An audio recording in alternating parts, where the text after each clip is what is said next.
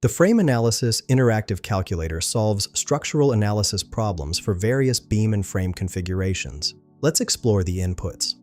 First, you'll see a drop-down menu for Select Calculation Mode with 6 options: Simple Beam Point Load, Cantilever Beam Point Load, Portal Frame Horizontal Load, Fixed Beam Uniform Load, Continuous Beam 2 Spans, and Moment Frame Combined Loading.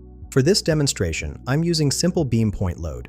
Below that are input fields for load in kilonewtons, span length in meters, load distance from support in meters, column height in meters, second span length in meters, and vertical load in kilonewtons. Now for a worked example, I'll enter 50 kilonewtons for load, 6 meters for span length, and 2.5 meters for load distance from support.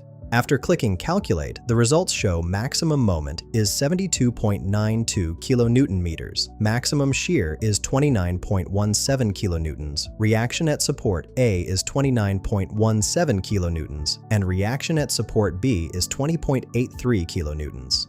The moment at load confirms 72.92 kilonewton meters, matching our maximum moment for this loading condition. This calculator streamlines your structural analysis workflow. Find the link in the description below.